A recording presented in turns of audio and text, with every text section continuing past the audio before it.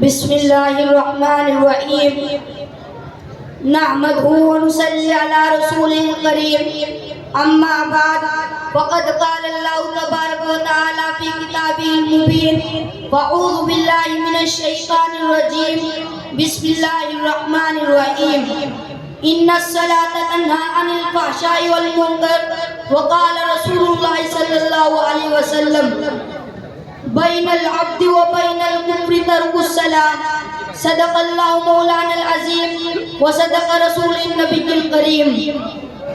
وہ سجدہ روح زمین جس سے کانپ جاتی تھی، وہ سجدہ روح زمین جس سے کانپ جاتی تھی، اسی کو آج ترستے ہیں منبر و محراب. برادران اسلام، اللہ تبارک و تعالیٰ کا احسان عظیم ہے کہ حق تعالیٰ نے ہمیں اس متبرک اور منور مجلس میں بیٹھنے کی توفیق دی. بہت دنوں سے دل میں آرزو اور تمنا تھی کہ آپ حضرات کے روبرو نماز کو موضوع گفتگو بناؤں. اس مقصد کو سامنے رکھ کر لب کشائی کی جسارت کر رہا ہوں، اور میں اپنے آپ کو بہت ہی خوش نصیب سمجھتا ہوں کہ آپ جیسے معظم و مکرم حضرات کے مابین لب کشائی کا موقع ملا. ماشاءاللہ بہت خوب. اللہ تعالیٰ ہمیں سننے سے زیادہ عمل پیرا بنائے. آمین. خالق السماوات والارض نے امت مسلمہ اور اپنے حبیب محسن کائنات صلی اللہ علیہ وسلم کو بے بہا نعمتوں سے نوازا اور ہمیشہ تحفوں سے سرفراز فرماتا رہا. ان نعمتوں میں سے ایک اعلیٰ و رفع تحفہ نماز کا تحفہ ہے.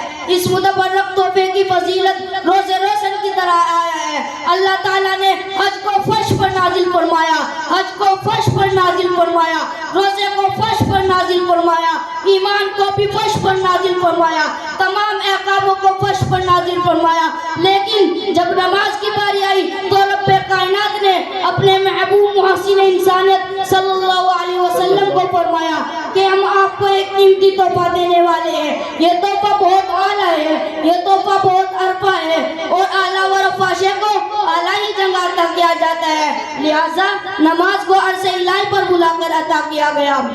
برادران اسلام، توحید اور ایمان کے بعد انبیاء علیہ السلام نے بھی نماز کو اہمیت دی ہے، نماز کی تلقین کی ہے. قرآن میں جگہ جگہ پر اقیم الصلاۃ، اقیم الصلاۃ کا ذکر کیا گیا ہے.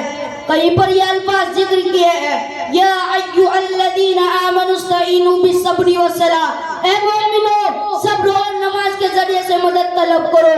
جب صحابہ اکرام رضوان اللہ علیہم اجمعین کو حضور صلی اللہ علیہ وسلم نے معراج کے تحفے کا ذکر کیا اور نماز کی بشارت دی تو تمام صحابہ اکرام جھوم اٹھے. سبحان اللہ، اب تو نمازوں کے ذریعے ہماری مشکل آسان کریں گے.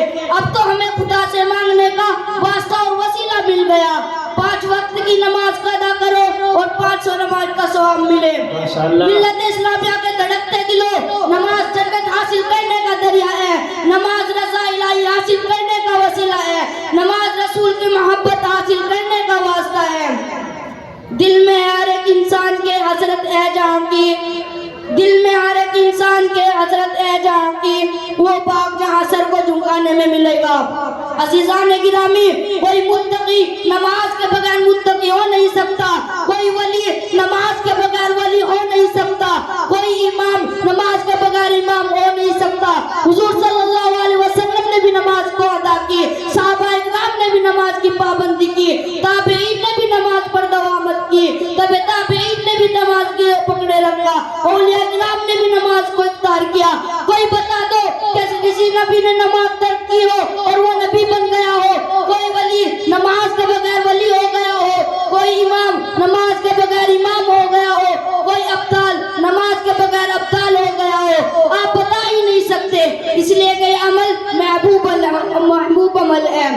نماز سے دل کو نورانیت ملتی ہے، نماز سے ایمان اور عقائد کو قوت ملتی ہے، نماز زندگی کو آفتاب سے زیادہ روشن کر دیتی ہے.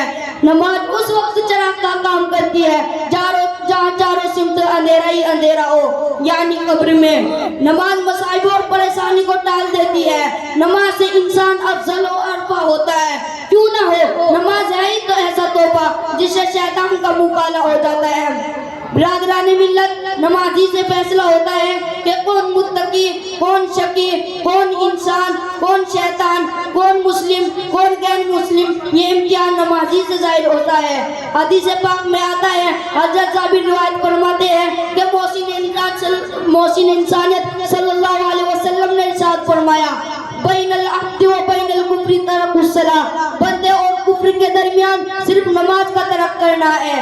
ایک حدیث اور ہے جس کے راوی حضرت بریدہ رضی اللہ عنہ ہے. فرمایا رسول اللہ صلی اللہ علیہ وسلم نے ہمارے اور منافقین کے درمیان ایک عہد ہے، وہ نماز ہے، بس جس نے اس کو ترک کیا گویا اس نے کفر کیا.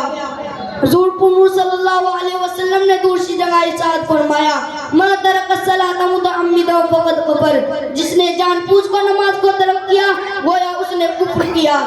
ان تمام احادیث کی روشنی میں نماز کی اہمیت مظہر من الشمس ہوتی ہے، اور محسن انسانیت صلی اللہ علیہ وسلم نے اپنے آنکھوں کی ٹھنڈک نماز میں بتایا ہے. الفاظ یوں ہیں، قرۃ عینی فی الصلاۃ، جب بندہ رب کائنات کے دربار میں جاتا ہے اور اپنا سر خم کرتا ہے تو محسن کائنات کی آنکھوں کو ٹھنڈک محسوس ہوتی ہے. اور تارک الصلاۃ سے نبی آخر الزمان کو تکلیف ہوتی ہے. جس نے نبی کریم صلی اللہ علیہ وسلم کو تکلیف پہنچائی گویا اس کی دنیا اور آخرت برباد ہے. جب بندہ نماز کو ادا کرتا ہے تو حق تعالی شانہ اپنے تمام انوار و برکات کے ساتھ متوجہ ہوتے ہیں اور بندہ رحمت خداوندی کا مغرور بن جاتا ہے. کسی شاعر نے کہا، یہ ایک سجدہ جسے تو گراہ سمجھتا ہے، یہ ایک سجدہ جسے تو گراہ سمجھتا ہے، ہزار سجدوں سے دیتا ہے آدمی کو نجات. قیامت کے دن سب سے قبل نماز کے بارے میں سوال ہوگا. اس دن کسی کا کوئی نہیں ہوگا، انسان خود کے پسینے میں ڈوبتے ہوگے، ہر سے نفسی نفسی پکاریں گی. اس وقت سب سے پہلے نماز کا سوال ہوگا. ماہ رسالت سرکار دو عالم صلی اللہ علیہ وسلم نے ارشاد فرمایا کہ یوم قیامت میں سب سے پہلے حقوق اللہ ہے، نماز کا حساب لیا جائے گا. اگر نماز درست نکل آئی تو تمام اعمال درست، اگر نمازی خراب نکلی تو سارے اعمال بیکار ہے.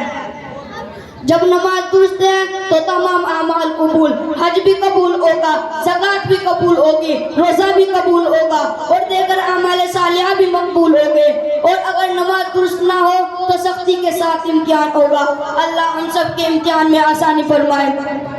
ماشاءاللہ. آج کے دور میں بہت سی خوبصورت اور عالیشان مسجدیں تعمیر کی جاتی ہے، لیکن اس میں اللہ کو یاد کرنے والے بہت کم نظر آتے ہیں، اس کو آباد کرنے والے بہت کم نظر آئیں گے. بعض جگہ تو عالیشان مسجدیں معماران اور قبرستان نظر آتے ہیں.